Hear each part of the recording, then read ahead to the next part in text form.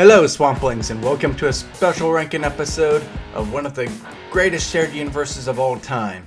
Mr. Stark, you become part of a bigger universe. You just don't know it yet. Who the hell are you? Nick Fury, director of S.H.I.E.L.D. Oh. I'm here to talk to you about the Avenger Initiative. Today I am going to recover all of the movies that are made up in the Marvel Cinematic Universe, give them each a grade and numerical placement on which ones are my favorites. This video is being made as a better, less cringeworthy version of my previous made ranking video. It's very boring. Edward Norton as Bruce Banner. He, to me, really was very over dramatic. Ouch. That was a rough time. Plus, since the making of that video, 2 additional MCU movies have hit the big screen, and I will be including those films this time around. Without further ado, let's dive straight into my top 20 Marvel movies. Re-ranked. Number 20, Thor: The Dark World. One thing almost all fans of these movies can agree upon is that this film is indeed the worst film.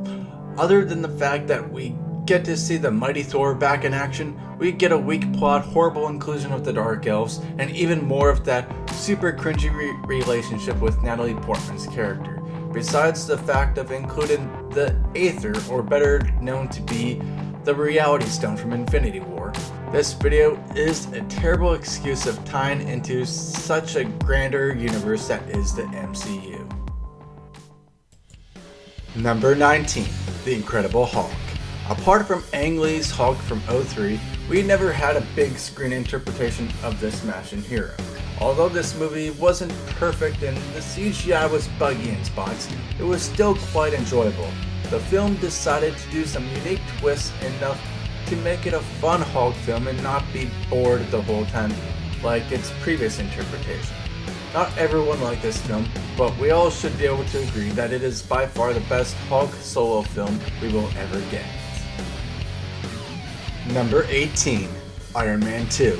With the original launch of the MCU with Iron Man in 2008, came some initial precautions. Will this work?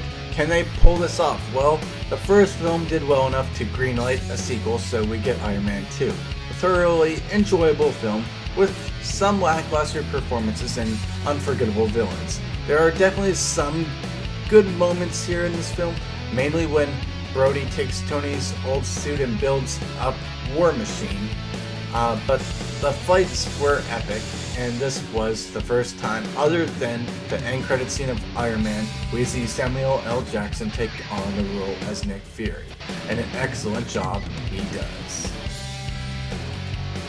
Number 17, Ant-Man. Don't get me wrong, I love Paul Rudd in this movie, and to be honest, I love all these movies in multiple different ways, but what this movie lacks is something different to twist things up. Yes, they took a much smaller name character and made him popular, much like Marvel has been doing with other characters, but this movie just follows many superhero tropes that just make it kind of bland and somewhat forgettable movie. And don't get me started on Yellow Jacket. Number 16, Captain America: The First Avenger. I still remember the first time I saw this movie.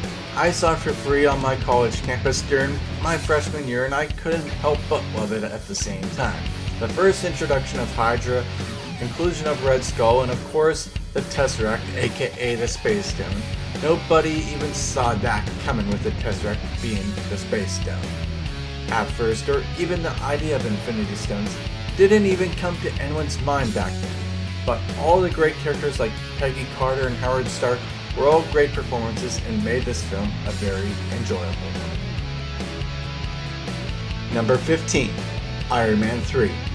This film was never a real favorite of mine, but there were parts of it that I find workable and enjoyable, so stick with me here.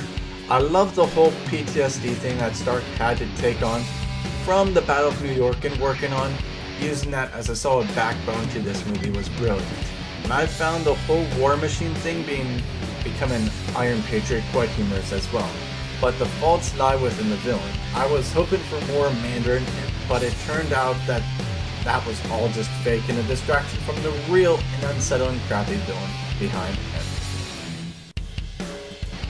Number 14. Avengers: Age of Ultron. At the time of this movie's release, I felt that there was a bit of a drastic decline in quality in the MCU. I wasn't super into seeing these movies at the time, but I saw this movie anyways because, well, it's the Avengers, of course. Lots of this movie was sloppy in writing, really tried too hard to carry out that humorous tone throughout, but we did get a good introduction into some great characters like Scarlet Witch and Vision. Sorry, Quicksilver. Plus, the whole reason the Hulk vs. Hulkbuster was even in the movie was to sell toys.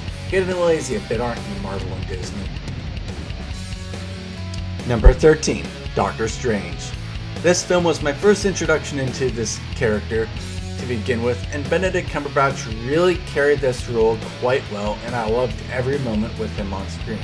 The weaker elements were really within the villain part of this movie, but that is a problem in many of the MCU films. Wong really quickly became one of my favorite characters of this movie, and he got even more love in Infinity War. This film is just filled with so much great talent, and it really does justice for the character that is Dr. Stephen Strange. Number 12. Guardians of the Galaxy Volume 2. This film was quite exciting and very interesting. It brought up many topics that many comic book fans have been waiting to see and hear about, like Adam Warlock within the mid-credits scene, and the idea of Celestials with Ego the Living Planet. Star-Lord and the gang are back with more exciting adventures, plus the additional new character Mantis, who takes some getting used to. The only problem with this movie is that it is even more reliant on humor and comedy than the first one is, which makes the tone a bit confusing at times. Plus, you gotta love Baby Groot and Yondu. I'm Mary Poppins, y'all. Number 11. Ant-Man and the Wasp. This film did exactly what the first Ant-Man movie did, but surely expanded upon it. After the events of Civil War, Scott Lang got himself placed upon house arrest, and that alone gives this movie a fun, interesting twist to literally everything. Plus, they are physically and literally diving into the quantum realm to leave open ideas about Avengers 4 and how that will play out. Many theories are to come. I can't wait to see how Ant-Man gets out of this one. Number 10. Iron Man. Right after coming from the latest film in the franchise, we are going all the way back to the movie that started it all. If it wasn't for this film, the MCU wouldn't have been as great of a success as it is now. This movie truly redefined comic book movies as a whole, and was indeed one of the first times any movie opened doors to a bigger, broader universe with an end credits scene. This movie truly is phenomenal, and no one else other than Robert Downey Jr. himself could have portrayed Tony Stark any better. Just think about it. Somewhere in an alternate universe, this movie flopped and no MCU came about. I feel sorry for that reality. Number 9. Spider-Man Homecoming. OMG, I love Spider-Man to death. Tom Holland taking on the role as a web crawler is one of the greatest casting choices of all time. He looks young and still is, well, kind of, and the whole high school theme is truly embraced, unlike the Sam Raimi trilogy. Peter's friend Ned and an introduction to the new love interest Liz Allen was a great idea on this behalf to twist things up.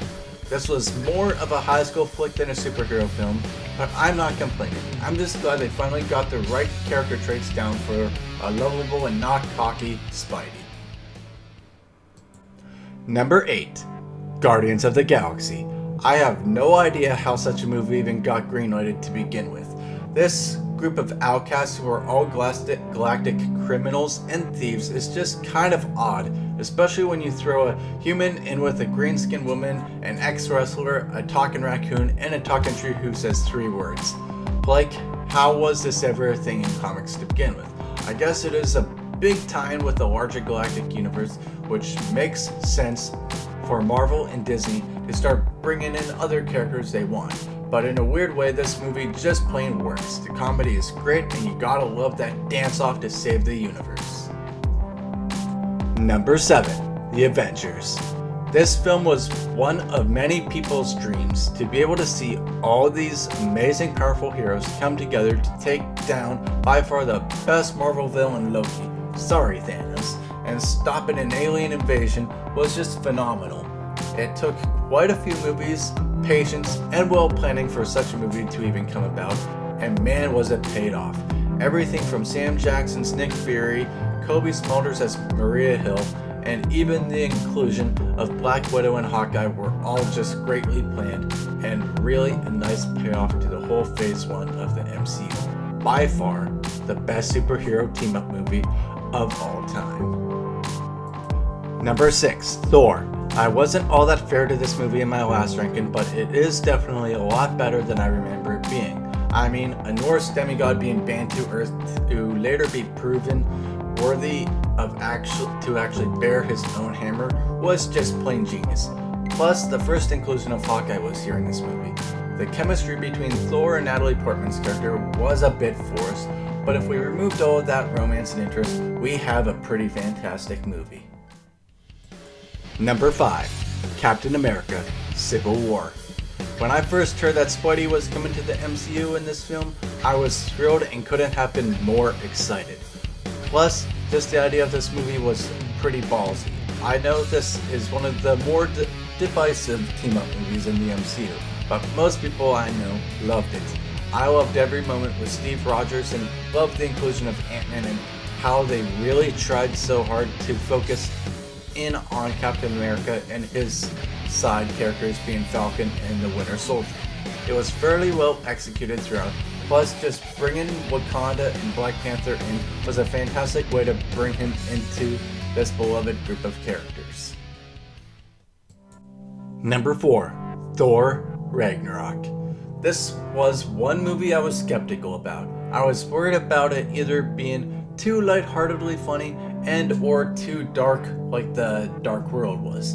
This was a perfect balance of both and really made me love Thor as a character again. The whole buddy comedy adventure thing with Hulk and Thor was so well executed and the humor wasn't super overwhelming over the darker parts of the film. Cate Blanchett as Hela was a great casting choice, and this movie was just in general definitely one of the most fun movies within the MCU. Number 3. Black Panther: Wakanda Forever. I didn't expect to love this character as much as I did when I came out of this movie. There is so much good about this movie, from how much they focus on the heritage of Wakanda to how they included other minor MCU characters and how they really started focusing on them more.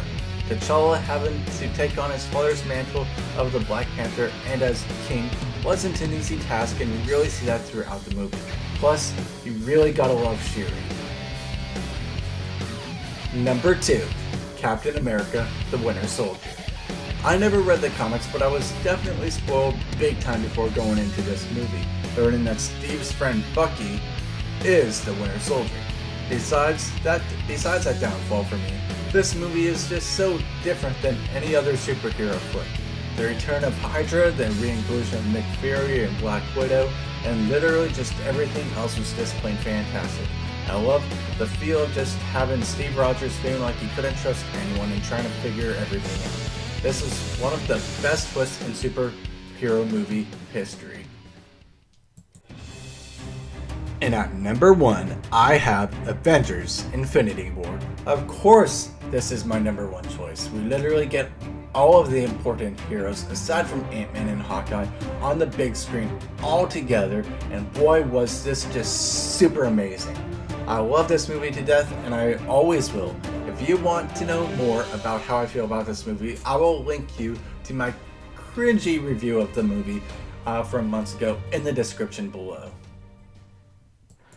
Alright, that's all I have for you guys. I hope you guys enjoyed this video. If you did, then please slam that thumbs up button and comment below what your top 3 MCU movies are.